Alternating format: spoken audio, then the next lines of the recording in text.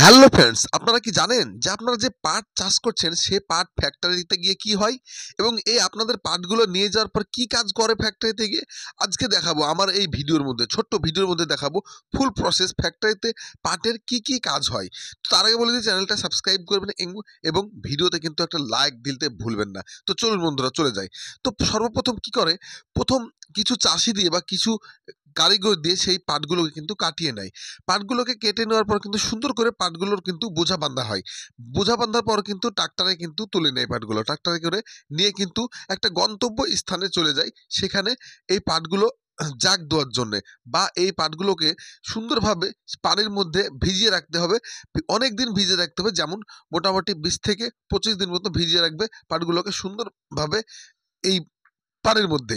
তো পানির মধ্যে গিয়ে দেখতে পাচ্ছেন, আমাদের ভিডিওতে দেখতে পাচ্ছেন যে কিভাবে কিন্তু কৃষকরা এই পাটগুলোর উপরে মাটি চাপা দিয়ে কিন্তু পাটগুলোকে ডুবিয়ে রাখছে।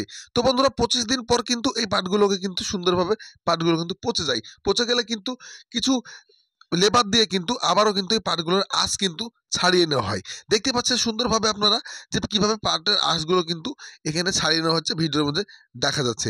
তো বন্ধুরা তারপর পাটের মালিক সেই পাটগুলোকে কিন্তু নিয়ে চলে যায় এবং পাটের যে পাটকটি হয় সেগুলোকে কিন্তু সুন্দরভাবে তারা শুকিয়ে তারা কিন্তু এগুলোকে বাড়ি নিয়ে যায়। তারপর কিন্তু পাটগুলোকে সুন্দরভাবে একটা ডাবের ওপর বা একটা বাঁশের ওপর সুন্দরভাবে শুকিয়ে কিন্তু ওরা সুন্দরভাবে কিন্তু মুড়িয়ে নেয়।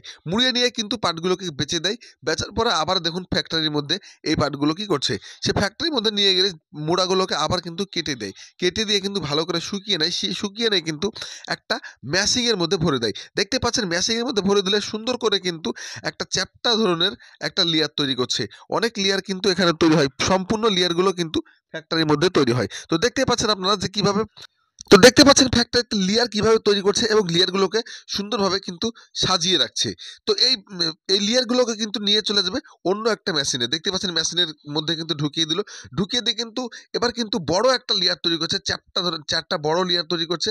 লেয়ার তৈরি করার পর কিন্তু ছোট্ট একটা মেশিনের মধ্যে ছোট্ট কিন্তু এটা সুতোর মতো তৈরি করছে। খুব চকচকে এবং ঝকঝকে, যেখানে অন্যান্য যেকোনো জিনিসে কিন্তু এই এই পাটের সুতোটা কিন্তু কাজে লাগাতে পারে। তো বন্ধুরা আপনারা অনেকেই জানেন যে এই পাটের ব্যবহৃত কাজ আমরা অনেক ব্যবহার করি আমাদের বাড়িঘরে, হ্যাঁ? তো বন্ধুরা দেখতে পাচ্ছেন এই পাটগুলোকে কিন্তু একটা ডাবের মধ্যে রেখে কিন্তু একটা এয়ার টাইপ মেশিনে কিন্তু সুন্দরভাবে কিন্তু খুঁচিয়ে নিচ্ছে, ঠিক আছে?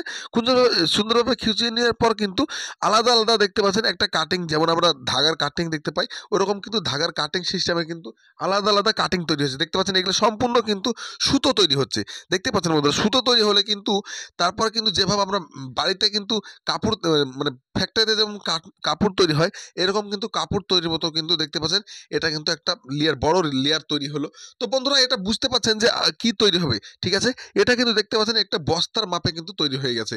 এটা কিন্তু যে আমরা বস্তা ব্যবহার করি, সরকার যে সিস্টেম দিয়েছে, মানে সরকারের যত সিস্টেমগুলো আছে, যেমন রেশন আনতে যাই বা যেকোনো সরকারি মালে কিন্তু সম্পূর্ণ কিন্তু আমরা দেখতে পাই যে এখানে কিন্তু চটের বস্তা ইউজ করা হয়। মানে এই পাটের বস্তা ইউজ করা হয়। পলিথিনের বস্তা কিন্তু ইউজ করে না তারা, কিন্তু সম্পূর্ণ কিন্তু পাটের বস্তা। তো বন্ধুরা দেখুন এখানে কিন্তু পাটের বস্তার মাপে কেটে নিচ্ছে এবং কিন্তু কিছু ওয়ার্কাররা কিন্তু এই পাটের বস্তাগুলোকে সুন্দরভাবে কিন্তু সেলাই করছে। দেখতে পাচ্ছেন সুন্দরভাবে সেলাই করে কিন্তু বস্তার মাপে তৈরি করছে এখানে।